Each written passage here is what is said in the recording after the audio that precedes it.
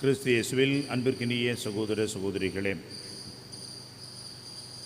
ஆண்டவர் இயேசு தொடர்ந்து பரிசேயர், மறைநூல் அறிஞர்கள் இவர்களை கடுமையாக சாடுகின்றார். இன்றைக்கு வருகின்ற இந்த நற்செய்தி பகுதியிலே ஆண்டவர் அவர்களை சாடுகின்ற 5வது ஒரு ஐயோ கேடு என்ற சாபத்தை நாம் பார்க்கின்றோம். 5, 6, 7 என்று தொடர்ந்து வருவதை பார்க்கின்றோம். அந்த வகையிலே அன்புக்குரியவர்களே, இன்றைக்கு ஆண்டவர் இயேசு 5வதாக சொல்கின்ற இந்த ஒரு ஐயோ கேடு என்ற ஒரு வசனத்தை நம்முடைய மறைவுரை சிந்தனையாக எடுத்துக்கொள்வோம். வெடிவேடக்கார மறைநூல் அறிஞரே, பரிசேயரே, ஐயோ உங்களுக்கு கேடு! நீங்கள் புதினா, சோம்பு, சீரகம் ஆகியவற்றில் 10ல் 1 பங்கை படைக்கிறீர்கள். ஆனால் திருச்சட்டத்தின் முக்கிய போதனைகளாகிய நீதி, இரக்கம், நம்பிக்கை இவற்றை கடைபிடிக்காமல் விட்டுவிடுகின்றீர்கள் என்று அந்த முதல் பகுதியிலே சொல்கின்றார். ஏன் வெளிவேடக்காரர் என்று ஆண்டவர் இந்த வார்த்தையை அவர்களுக்கு பயன்படுத்துகிறார் என்று சொன்னால், மிக முக்கியமான ஒன்று, அது நீதி, இரக்கம், நம்பிக்கை ஆகியவற்றை அவர்கள் கடைபிடிக்க வேண்டும். ஆனால் அதை அவர்கள் காற்றில் விட்டு விடுகின்றார்கள்.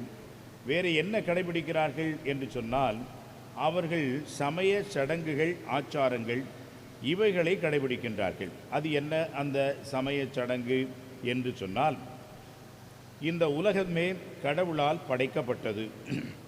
இந்த உலகத்திலே பூமி தருகின்ற பலன் எதுவாக இருந்தாலும் அது கடவுளுக்கும் ஒரு பங்கு உரியது. எனவே இந்த கடவுளுக்கு உரியதை கடவுளுக்கு கொடுக்க வேண்டும். இதைத்தான் அவர்கள் கடவுளுக்கு கொடுக்கின்ற காணிக்கையாக கருதினார்கள். அப்படி என்றால் இந்த காணிக்கை என்பது கடவுளுக்கு சேர வேண்டியது. அன்புக்குரியவர்களே, கடவுள் என்ன நேரடியாக வந்து சாப்பிடுகின்றாரா? அல்லது கடவுள் வந்து நேரடியாக உண்டியில் இருக்கக்கூடிய பணத்தை எல்லாம் எடுத்துக்கொண்டு போய் வைத்துக் கொள்கிறாரா? இல்லை. இதெல்லாம் கடவுளுக்கு உரிய அந்த வகையிலே செலவிடப்பட வேண்டும். உதாரணமாக, எருசலேம் தேவாலயத்தினுடைய அந்த பலி வழிபாடு மற்றும் பல்வேறு செயல்பாடுகளுக்கு இந்த பணம், பொருள் என்பது அவசியமாக உதவியாக இருந்தது. குருக்களுடைய வாழ்விற்கும் மேம்பாட்டிற்கும் அது வாழ்வாதாரமாக இருந்தது.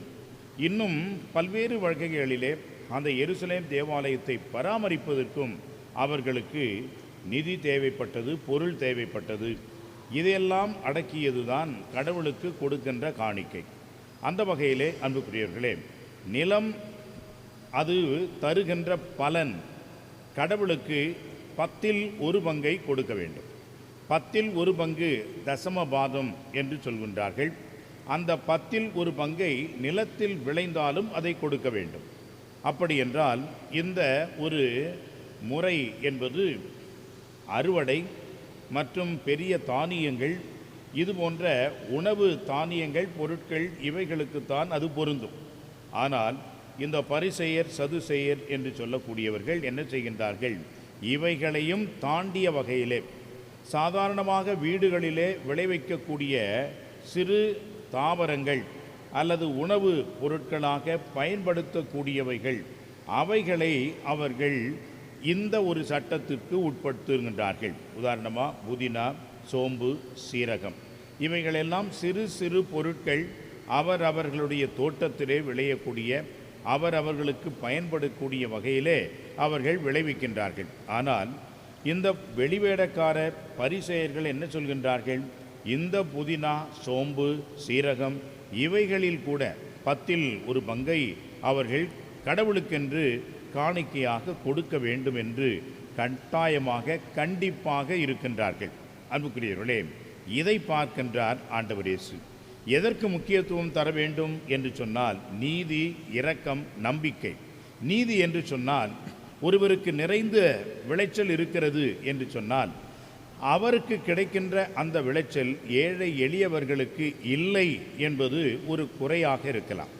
எனவே கடவுளுக்கு காணிக்கையாக கொடுக்கின்ற இந்த பொருட்கள் ஏழை எளியவர்களுக்கு சென்றடைய வேண்டும். அவர்களுக்கும் இதில் உரிமை உண்டு, அவர்களும் பகிர்ந்து வாழ வேண்டும். எனவே தான் அத்தகைய ஒரு இரக்கம், அத்தகைய ஒரு நீதி அவர்களுக்கு இல்லை. ஆனால் கடவுளுக்கு காணிக்கை கொடுக்க வேண்டும் என்று அவர்கள் மிக குறிப்பாக கவனமாக இருக்கின்றார்கள்.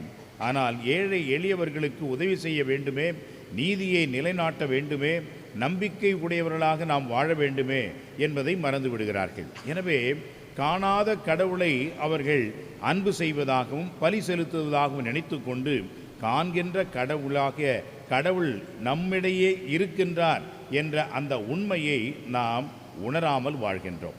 எனவே தான் அன்புக்குரியவர்களே, அன்னை தெரேசா இந்த ஏழை எளிய மக்களுக்கு இந்த உதவியை செய்வது எதனால் என்பதற்கு ஒரு அருமையான பதிலை கொடுத்தார்கள்.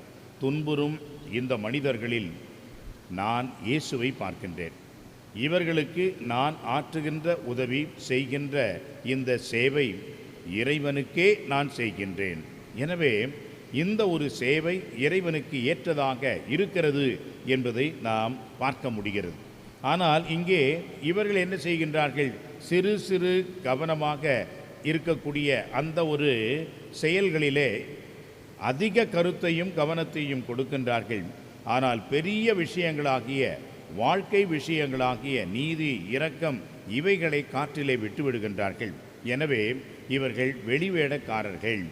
எதில் அதிக முக்கியத்துவம் கொடுக்க வேண்டுமோ அதை மறந்துவிட்டு சின்ன விஷயங்களில் இவர்கள் கவனம் செலுத்துகிறார்கள் என்று சொல்லி அவர்களை சாடுகின்றார்.